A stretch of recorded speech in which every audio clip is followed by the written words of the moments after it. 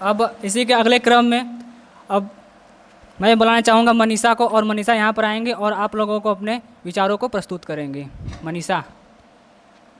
अपनी जान की दुश्मन को अपनी जान कहते हैं, हम अपनी जान की दुश्मन को अपनी जान कहते हैं। मोहब्बत की इसी माटी को हिंदुस्तान कहते हैं, मोहब्बत की इसी माटी को हिंदुस्तान कहते हैं। जो दुनिया में सुनाई दे उसे कहते हैं खामोशी, जो दुनिया में सुनाई दे उसे कहते हैं खामोशी। जो आंखों में दिखाई दे उसे तूफान कहते हैं, जो आंखों में दिखाई दे उसे तूफान कहते हैं।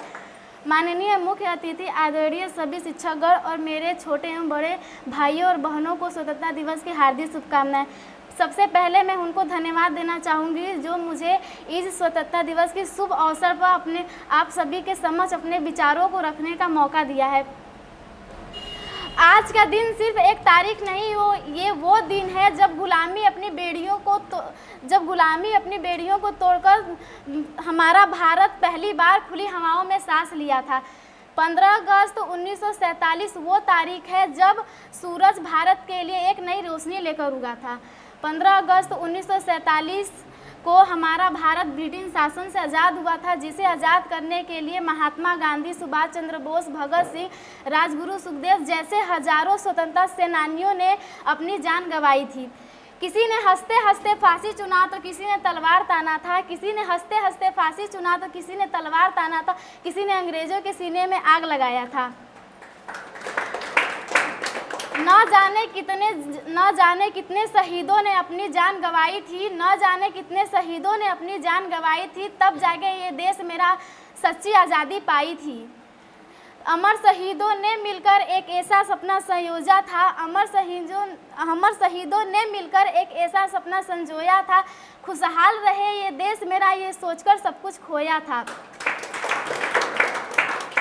पर ये क्या देखो फैली कैसी लड़ाई है, पर ये क्या देखो फैली कैसी लड़ाई है, क्या इसलिए उन वीरों ने अपनी जान गंवाई है। एक दौर था जब लोग यहाँ इस देश के लिए मर मिटते थे, एक दौर था जब लोग यहाँ इस देश के लिए मर मिटते थे, एक दौर है ये अब यहाँ लोग अपनों के ही दुश्मन बन बैठे हैं।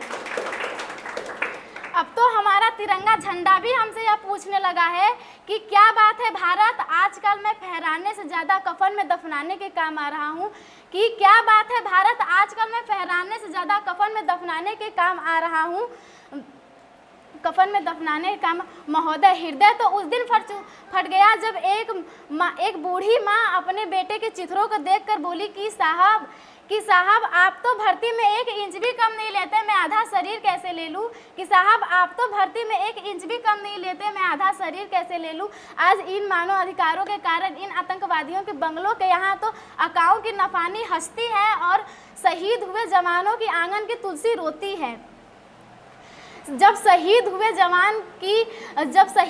जवान की विधवा की वेदना चीख चीख कर कहती है कि प्यार भी भरपूर गया, मांग का सिंदूर गया, नन्हे नन्हालों की लंगोटियाँ चली गई, छोटी छोटी बेटियों की चोटियाँ चली गई, कि प्यार भी भरपूर गया, मांग का सिंदूर गया, नन्हे नन्हालों की लंगोटियाँ चली गई, छोटी छोटी बेटियों की चोटियाँ चली गई, छोटी छोटी बेटियों की चोटियाँ चली गई। अरे आपके लिए तो एक आदमी मरा है साहब, मेरे घर की तो रोटियाँ ही चली गई।